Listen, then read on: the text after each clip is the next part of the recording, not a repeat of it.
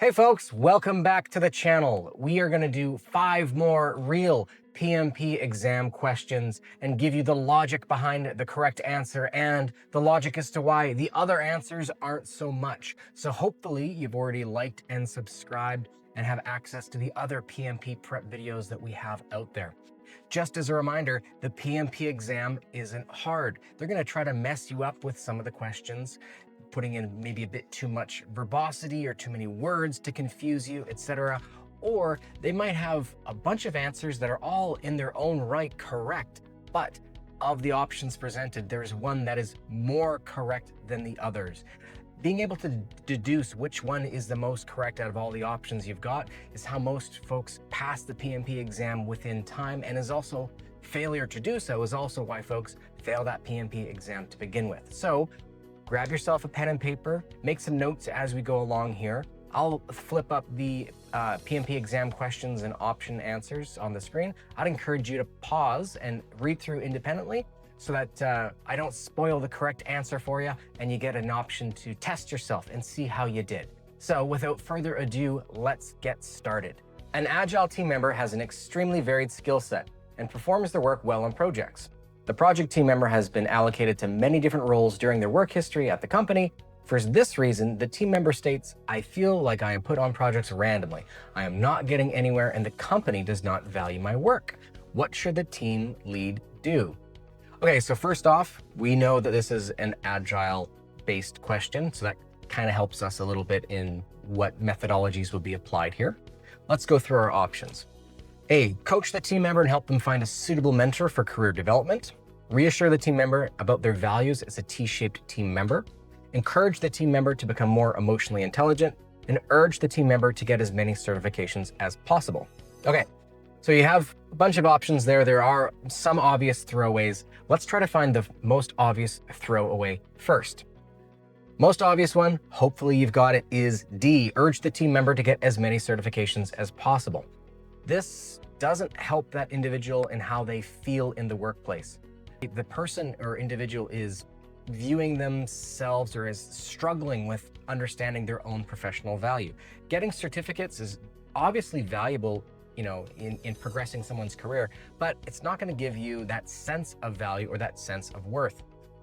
As a caveat or as a add-on to that, be mindful of those you see in the workplace, or if you yourself are one of those who collect as many certifications as possible. At a certain point, it starts to look like maybe this person has more theoretical education or knowledge and maybe a bit less practical skill sets. I do, in my own practice, often find those with the most letters behind them may not be the most up to speed with basic project functions in the real world. Next one for me would be encouraging the team member to become more emotionally intelligent.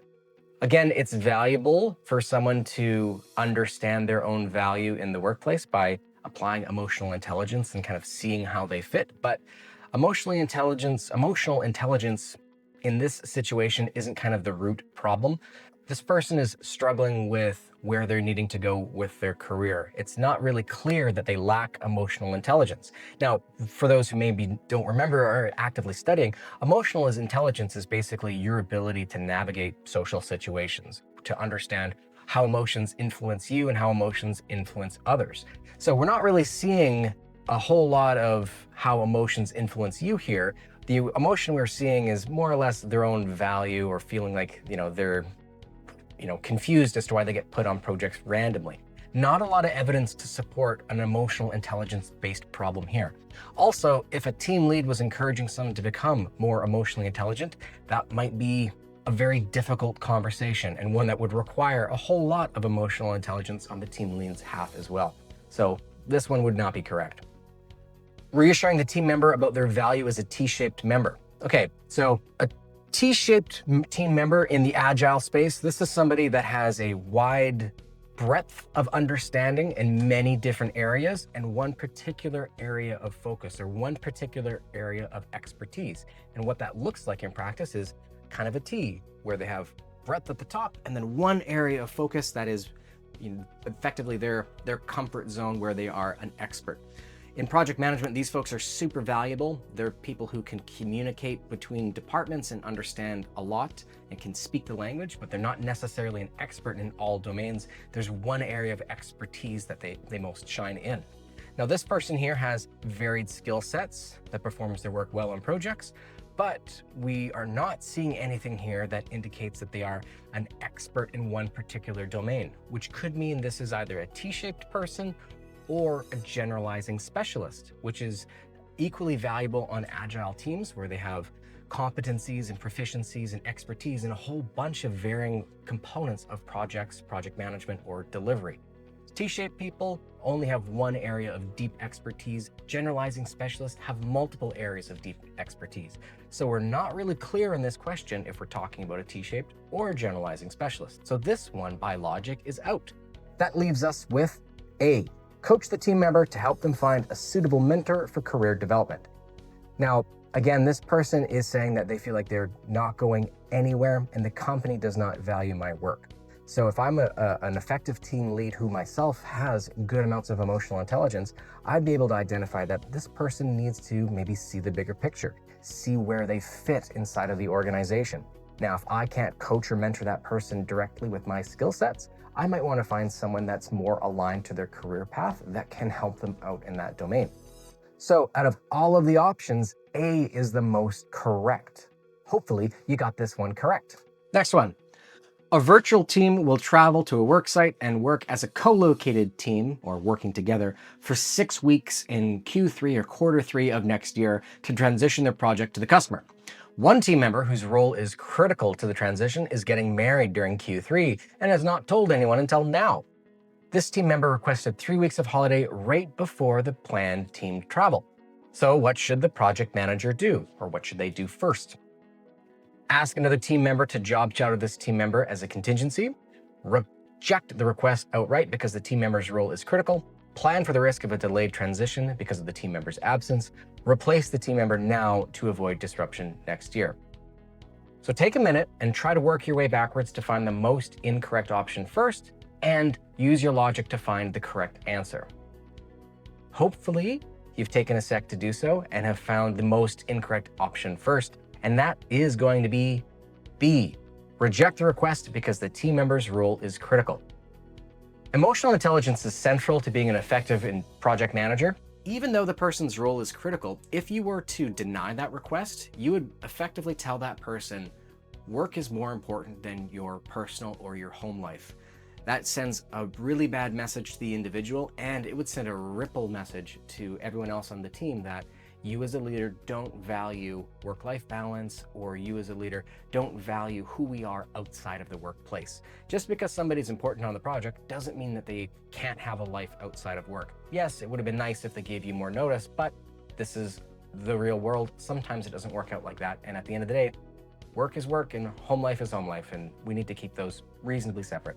So rejecting the request because the team member's role is critical, not the most appropriate answer. That's the first thing you should get rid of. So now you've got 3 options. Let's see what the most next incorrect option is. Replace the team member now to avoid disruption next year. This is an option for sure, but what you're missing is that the person's role is critical. We don't know exactly all of the steps that need to go into this person's role, but we do know off the offset that this person is skilled and critical to transition. So if we replace them now, we don't necessarily know if we're getting somebody with the same skill sets that are going to be required. Even though it might avoid disruption and transition later, if we replace them now, we might just outright lose the skill sets that we need today. So that would be the next most incorrect. Now you're between 2 options, A and C. Hopefully you're leaning towards C is the most next incorrect option, planning for the risk of a delayed transition. So if you were to plan or effectively delay your project because of this individual's absence, that could have really bad outcomes for the project management team, for the relationships with the client, etc. You're basically putting the brakes and delaying the project because of one individual. Granted, that individual is important, but as a project manager, we need to come up with contingency plans and mitigation plans, etc. So simply just changing dates, not the most pragmatic or effective solution. You absolutely could if there was a strong relationship between the end user or the client and the project team, and if we're not talking about something that's super critical. But from the information that we have here, this sounds like something that might be a bit important, and simply delaying because of one individual's life stuff is not worth or not appropriate for a project manager to do. So the only option that makes sense here is asking another team member to job shadow as contingency. So you're just going to pair somebody up with the critical resource to learn from them, build up a capacity that's relative to their own skill sets, so that when that person goes off on their 3-week holiday before travel, you've got somebody who's more or less up to speed. It's a perfect mitigation. It's a perfect contingent backup plan. This does not delay your project like option B would, or sorry, option C would. It does not impact the project team relationships and team dynamics like option B would. And replacing the team member now, you don't really know who you're getting in their absence. So A is the most correct answer. Let's try our hands at another one. A project will create digital keys for 18,500 employees at an airport. The project management plan states that the security clearance data for employees must be verified and updated in a digital security file every 6 months. This is part of the acceptance criteria.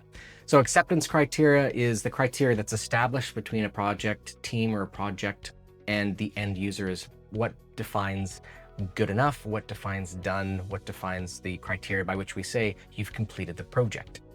So in 3 months, in month 3, the project manager discovers that the company hired to maintain the digital security files has filed for bankruptcy. Which statements describes the status of the project? The project will fail, the project has an issue, the project is non-compliant, and the project is high risk. Okay, couple of things that we need to be aware of in this question. We need to file that digital security file every 6 months. That's the requirement effectively. And we're in month 3 when we discover that the company hired to maintain has filed for bankruptcy. So we're not quite at the 6-month deadline as it's required. A bit of a hint as to which is your answer here. Hopefully you've got option A, the project will fail. There's no guarantee that the project is going to fail simply because a vendor has filed for bankruptcy. That happens all the time in projects in the real world. It's a problem, but there's not a guarantee here that the project is going to fail outright. We also don't know what happens if we don't file that digital security file every 6 months. It could be a slap on the wrist, it could be a fine, it could be something very serious, or it could be something super minor. So based on the information we have, the project will fail, most incorrect at the moment. Next most incorrect is option C, the project is non-compliant. Now, in order to get this or identify this as incorrect, you'd have to know what compliance means. Basically, or non-compliance. It is when you are in contravention of a regulation or a standard or a rule that's either imposed by your organization or is, within the government or within the area that you're operating, like health and safety, for example. This requirement is to file every 6 months. You're in month 3. So at the 6-month period, yes, you would be in non-compliance at that point, but you still have time to deal with this. You're in month 3, not month 6. So the project is not non-compliant. So that's the second most incorrect. So now you got 2 options. The project is high risk. That's incorrect also. All projects are risky. There's no indication that this project is in any way high risk based on the information that we have. Another problem with these PMP questions is you want to avoid assumptions. Just because there's lots of employees doesn't mean that this is a high-risk project in any way. Unless it's explicitly stated in the question, we can't make assumptions or inferences. So logically, the best option that we've got, the most correct answer is option B, the project has an issue. Now, to understand this further, you need to know what is the difference between, or what is an issue. It is something that is actively happening on a project that would require our immediate attention and immediate resolve. Remember, issues and risks often get conflated in projects. Risks are things that could happen, and we have a little bit of time to analyze what we're going to do, etc. Whereas an issue requires a lot of our immediate attention. This seems to be an immediate issue. There's no risk that the vendor might go bankrupt. They actually have gone bankrupt. So now we need to find an additional vendor, find some type of a workaround, etc. So out of all the options we've got, option B is the most correct answer. Question 4. An Agile project team previously attempted to launch a new version of streaming fitness videos in an increasingly competitive market. By the end of the last project, competitors had already launched similar products. Stakeholders were disappointed about the loss of value. Which 2 actions should the team leadership have taken or done differently to avoid stakeholder dissatisfaction? This one is a choose 2 question, which you may encounter on the exam as well. Something to note with this question is the concept of value. It's undefined in this what we're talking about, if we're talking about a lack of sales or a lack of market share or a lack of business visibility or utility. So value is a little bit undefined. So let's take a look at the options we've got and find the best 2. So increase the pace of work by adding more human resources, eliminate errors in the workflow and found efficiencies, conducted more market research at the beginning of the project, used shorter cadences to enable better analysis and respond to market changes, or collaborate more closely with stakeholders. A couple of things stand out right away in this as well. We're talking about an Agile project team. Now, if you remember about the whole point of Agile is to fail fast, deliver fast, have really, really tight stakeholder involvement, and be okay with evolving over the life of a project. You don't necessarily know everything up front. That's the whole point of Agile work. So based upon the flag here that an Agile project team is working, the most incorrect option we've got is C, conducting more market research at the beginning of the project. In an Agile project, you're going to do market research for sure, but it's going to be iterative. Markets are subject to change, and Agile project teams are aware of this. By using Agile methodologies like sprints or shorter cadences, they have a better understanding of the market conditions and can respond to that a lot faster. You typically do a heavy amount of market research at the beginning of a predictive project, but from the information we have here, this is Agile. So more research at the beginning, probably not the most correct option. So that leaves us with just 4 left. Next most incorrect, increasing the pace of work by adding more human resources. Now, when we say the problem here is stakeholder dissatisfaction, it's presumably rooted in the loss of value. We don't know necessarily if we were the last one to market. We just know other competitors launched similar products. So we don't know if the problem here is rooted in the speed at which with which we worked, or if it has anything to do with just the sheer amount of competitors and the need to have something that differentiates our product in the market. So based on how kind of ambiguous this is in terms of what's the root problem, we don't really know it's a schedule issue or pace. So increasing the pace of work by adding more human resources doesn't quite make sense. And the other thing with most projects is simply adding more human resources doesn't necessarily translate into a faster rate of production. Sometimes it can actually cause a whole bunch of issues as well. So this one's incorrect. Eliminate errors in the workflow and found inefficiencies. Makes sense. I think that could fit. Let's put a placeholder there. Could we have used shorter cadences to enable better analysis to respond to market changes? Definitely. D is one of the correct options here. Shorter cadences is key to Agile. By using shorter cadences, it allows us to analyze the market and analyze as things change in the market as well. And one of the key elements of short cadences or sprints within Agile projects is to do a retrospective where we take a look at how we did and try to find ways of continuous improvement, thereby eliminating errors in workflows and finding efficiencies. So by that logic, we've just now got D and E as our correct options. B is basically superseded by the logic of option D. So using shorter cadences, absolutely that's correct. And it's central to Agile. Collaborating more closely with stakeholders, again, more central to Agile. If we understood through stakeholder engagement what we're talking about when we say value, we might be able to get to market faster if that's what the client is looking for, have something that differentiates their product in the market if that's what the client is looking for, etc. So because this is an Agile-based question, because the value is a little bit ambiguous, shorter cadences and closer collaboration with stakeholders are the best options you've got. Okay, last question. A company is undergoing a global enterprise-level transformation. In 3 years, they will end 85 years of publishing books and instead offer tutored virtual learning communities. The first big project is to retrofit or refit the factories and warehouses as film studios. The Project Management Office, or PMO, authorizes a project using a predictive life cycle, and the work begins. However, the learning community designers, which are key stakeholders, keep requesting design changes, which has caused delays and costly rework. With 18 months left, the team is getting nervous. How should the project manager respond? Option A, continue to process the designer's changes using the change control process.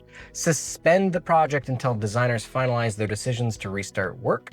Limit the changes to critical ones only and initiate another project afterwards to retrofit the studios with further changes. Pivot to an iterative development approach to capture designer feedback at set intervals during construction. Okay, first most incorrect option, option D. Pivoting to an iterative development or agile adjacent development lifecycle at intervals during construction. If we were to do this, that would actually be even more costly rework. The whole point of agile is to iterate and develop and fail and rework, and that level of change is okay and accepted. In a construction project, it's really, really hard to switch out the foundation after you've already poured it, or put on a new roof after it's already been placed on. So option D is the most incorrect here. You'd still want to continue with a predictive approach. Next most incorrect, suspending the project until the designers finalize their decisions, then restart work. This will have an obviously negative impact on the timeline. It's entirely possible you guys never come to a consensus or an agreement in the first place. And we know that we have 18 months left and the team is already nervous. So putting the brakes on now does nothing really beyond potentially risk more timeline slippage. Next most incorrect, continue to process the designer's changes using the change control process. This is pretty similar to D. It kind of sounds like in doing so, we're just going to spin our tires a little bit and could have the potential for a whole bunch of rework live during construction or delays during construction as well. So that just leaves us with option C. Limit the changes to critical ones only and initiate another project afterwards to retrofit the studio with further changes. So this is a really common strategy in project management that you'll likely encounter, especially when there is disagreement with various stakeholders or stakeholder groups. What this does is get something out there that works. It gets the studio built and it builds a backlog of ideas or retrofits or things that we need to do or consider later that are able to wait and aren't going to cause further delays to construction. It's a way of managing stakeholder expectations as well by effectively saying, I hear you, but we're going to address that at a later date once we get the basics done. The other thing here is we don't necessarily know what these design changes are. They could be very, very major or very, very minor. So based on that logic, this one accounts for both. It covers the critical changes, like major changes to the design, and minor ones like paint color or desk locations, things that don't necessarily have a big impact. Those can be looked at down the line when there's capacity and when we spin up a project future. Super common approach in lots of projects to do this, to maintain stakeholder relations and to build a backlog of stuff that we might want to consider down the line. Hopefully you scored 5 out of 5 on this and are ready to write and pass the PMP exam on the first try. Let me know in the comments what your score on this was, and let me know if any of these questions tripped you up. Don't forget to like and subscribe if you want to see more PMP question explanations and walkthroughs to help you pass that exam. Thanks so much for watching, folks. We'll see you soon.